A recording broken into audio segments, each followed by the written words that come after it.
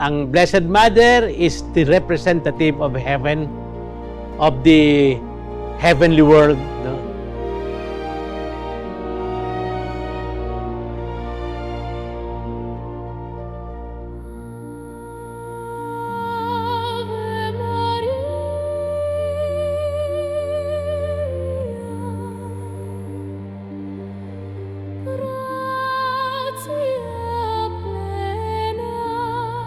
When we talk of apparitions of the Blessed Mother, there are three things na I think we cannot avoid.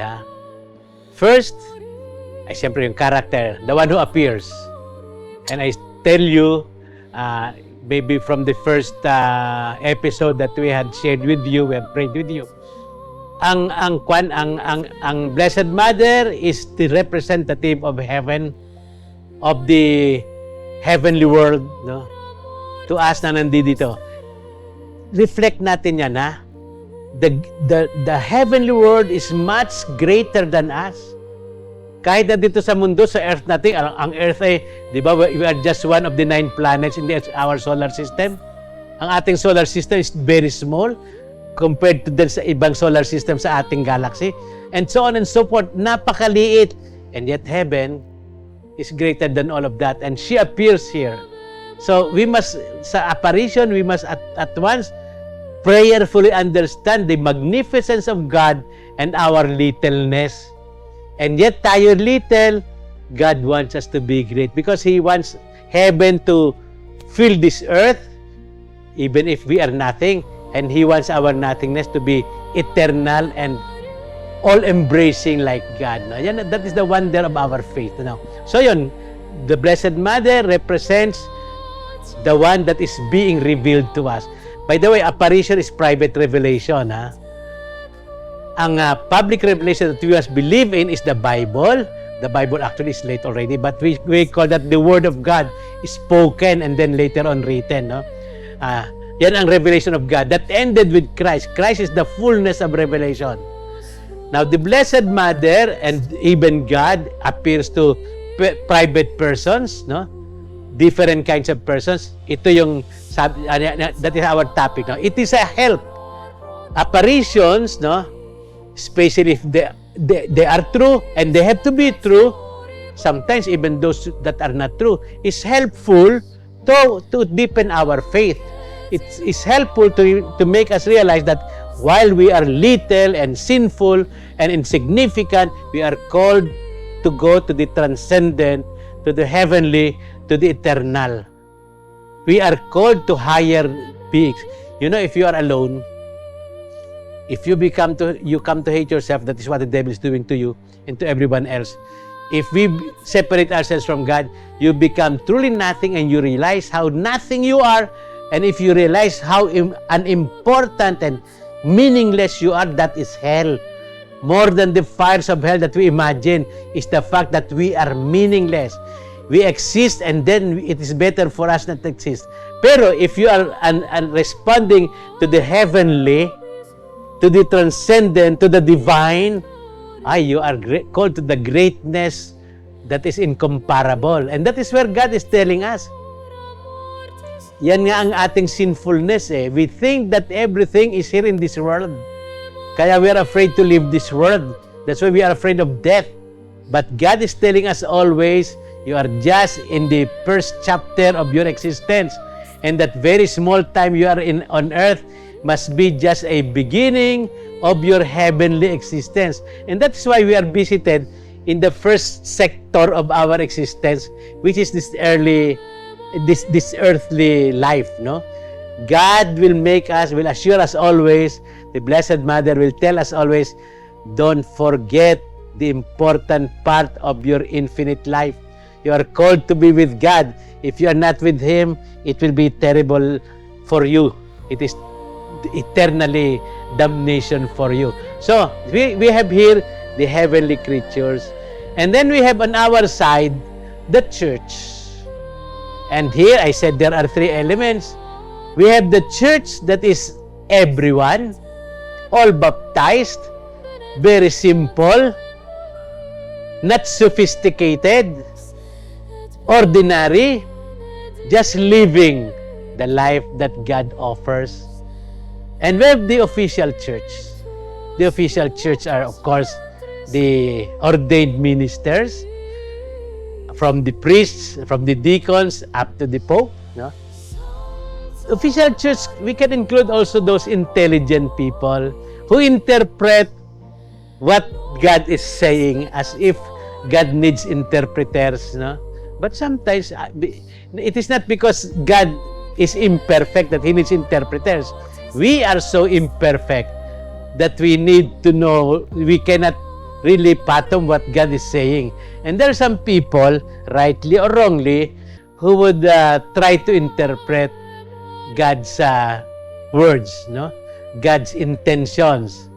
And, you know, if I may also put a little bit of insulting element, among the intelligent people, among those who try to interpret God for us, which is a help for us, it should be, those who are helpful are more the saints.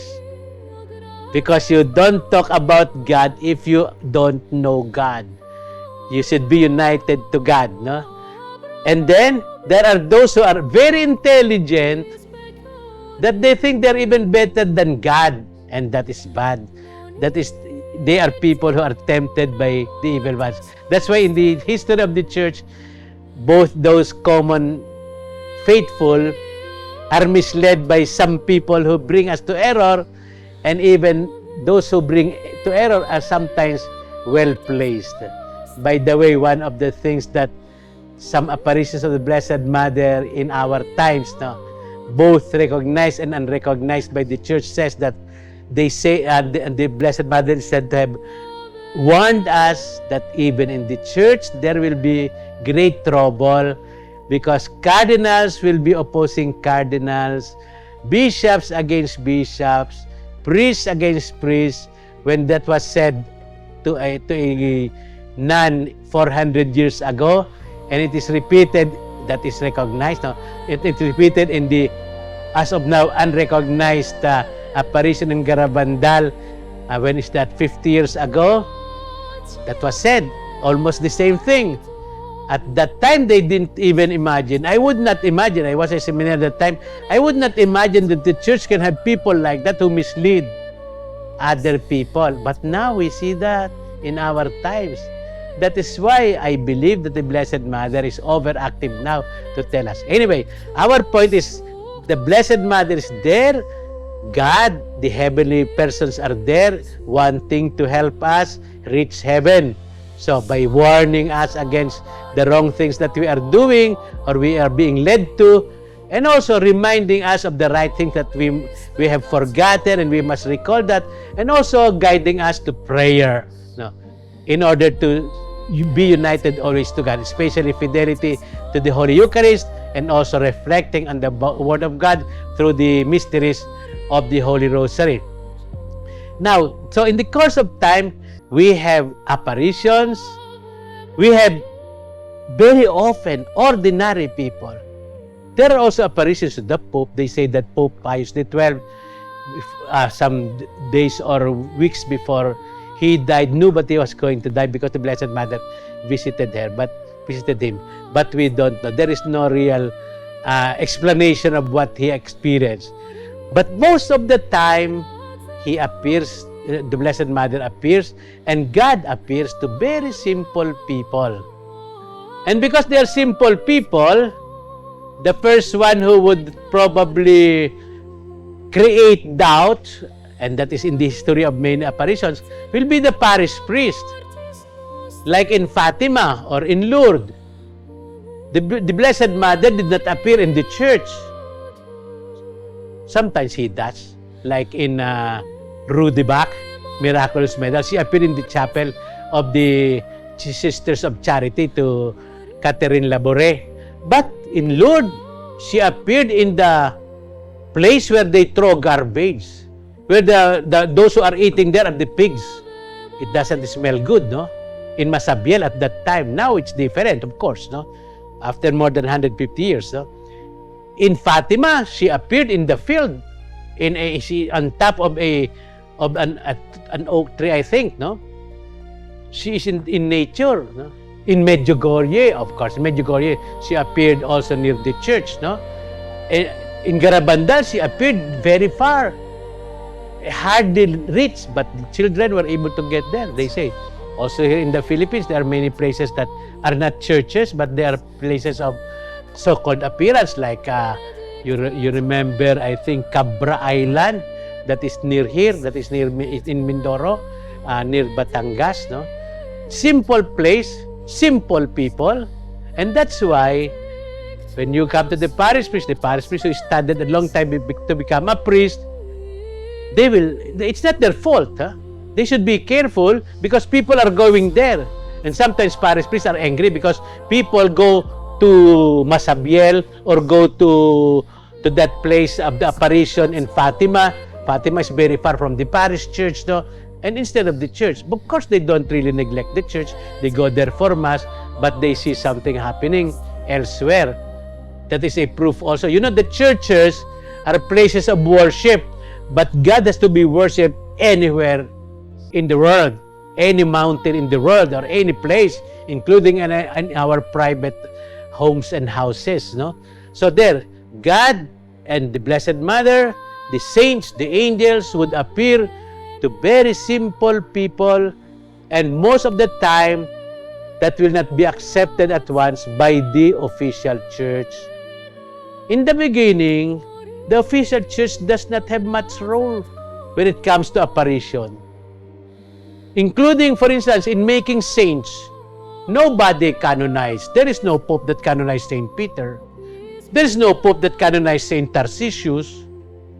But the people knew these people. They are holy people. They are people who offered their lives for the faith. Or many people who had been instrument of God's healing and salvation. Good people, good teachers like Saint Augustine. Saint Augustine was not canonized by the official church. He became a doctor of the church. It was recognized only later on. So in the first centuries, even I would say the first 10 centuries, many of the saints were canonized by public acclamation. Everybody knew that this person is a saint because he lived a very saintly life. Most of them are the hermits who prayed all their life in distant places, or bishops who were very good guides of the people, and even kings, no, who had been faithful while they were empowered by God to rule a country. They still remained humble and faithful to God. So these are people who had been canonized by public acclamation. No need for the institution. By the way, the institution comes later. It is always late. Even now, when there is apparition somewhere,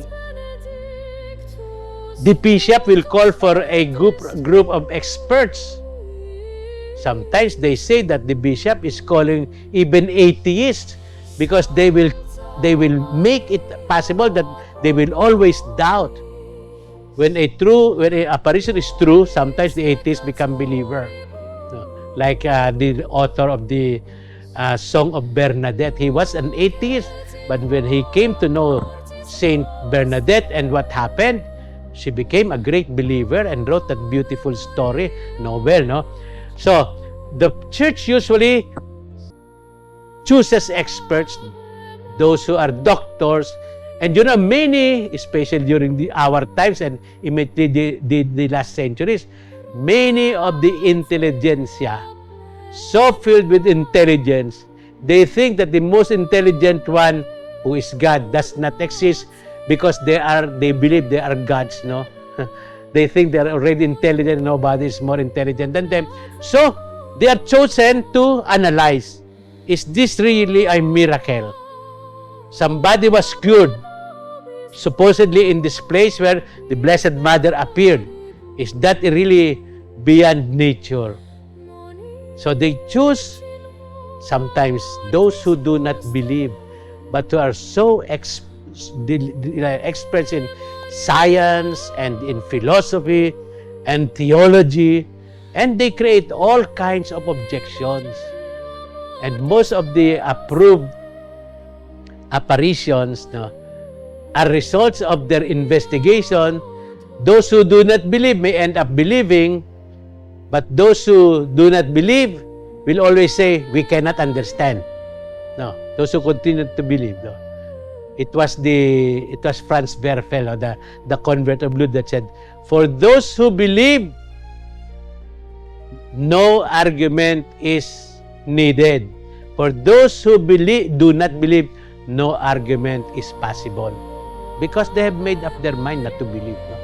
So anyway, in the beginning, there were no authorities to judge not only places of apparitions, whether the apparition was authentic or miracles. In some, many shrines became shrines because of apparitions.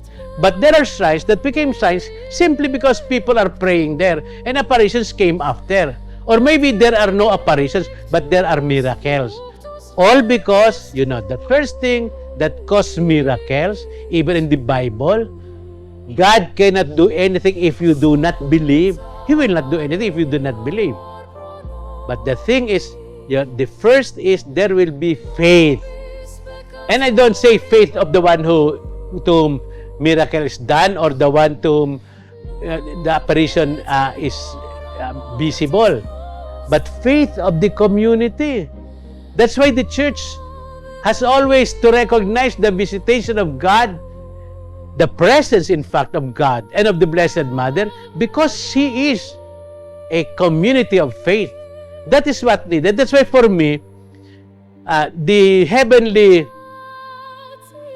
part is really, the heavens will never hesitate to visit our earth, to visit our world, because it is up to make our world part of heaven and the whole world really heavenly. That is their mission. That is God's desire.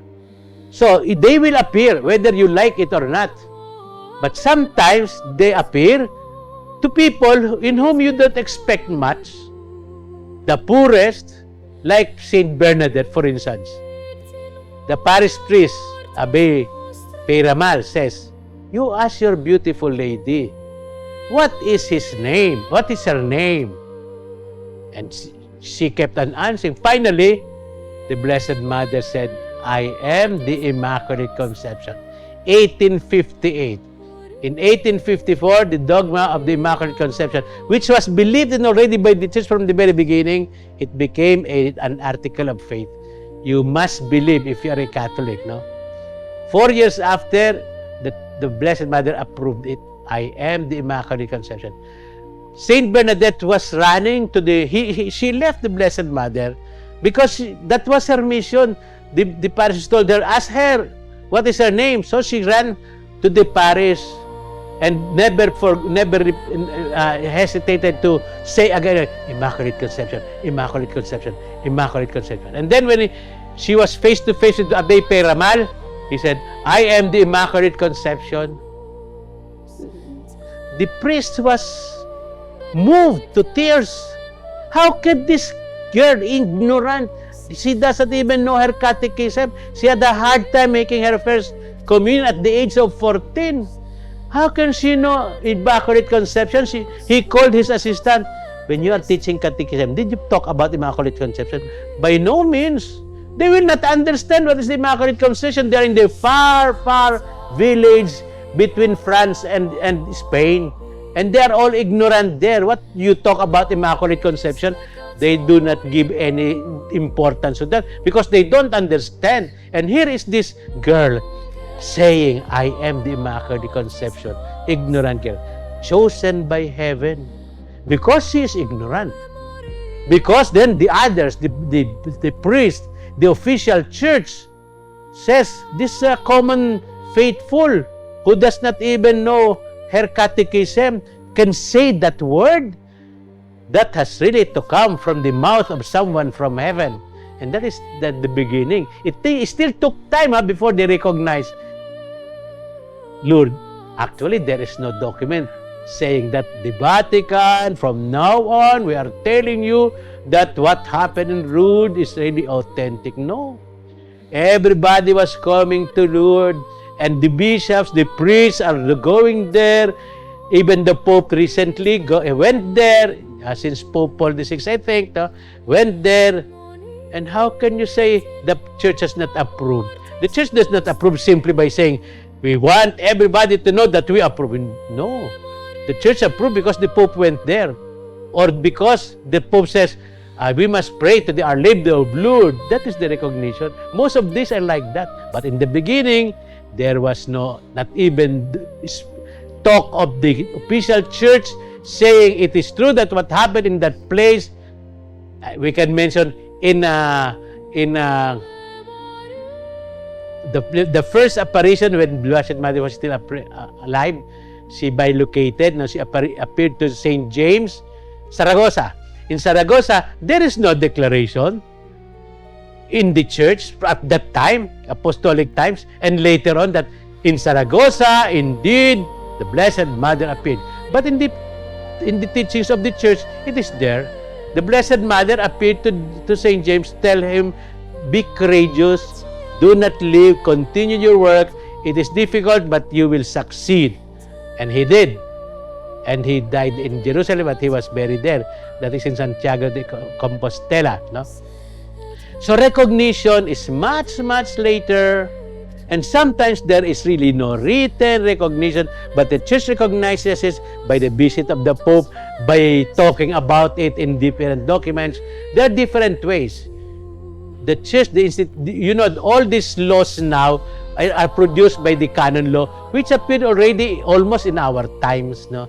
That everything should also, of course, in the Council of Trent, there are also declaration of who are going to be saints, and also with what places to be recognized as place of pilgrimage. But if you have, let's say, Monte Maria here in Batangas, the governor created that huge image of the Blessed Mother, and people go there, countless people, many are going there before the lockdown, no? Nobody can stop that. The people will continue to go there. There is an instance, no? In Bulacan, San Jose del Monte, I think. No? They have there the Grotto of Lourdes. It was produced by an old lady and the husband who was cured in Lourdes. And then they said we were privileged to obtain this miracle from our Blessed Mother. We want that people will also be devoted to Our Lady of Lourdes, and because they cannot afford to go there, they will have a place there. And so they built that Lourdes in San Jose del Monte, Bulacan. People go there. Simple people. And in the beginning, the church approves that, or not approves, but allows people. And so, priests are celebrating Mass. I already did celebrate Mass there. And then the old parents died. They did not turn over to the church or to an association that will continue the Catholic devotion there. Not only Catholics go there. No? And it was given, I think, to an heir who did not bother about religiosity, but who is also interested in the income. So, the bishop there at that time said, from now on, no priest may say Mass there, because they are not doing it for the sake of the Catholic Church, for the glory of God. Instead, they're doing that for profit. No. And so, we do not encourage people to go there. But people kept going there. Those who are celebrating Mass are Agrippians or priests, Catholic priests who left the priesthood, because they are being paid and they bring money.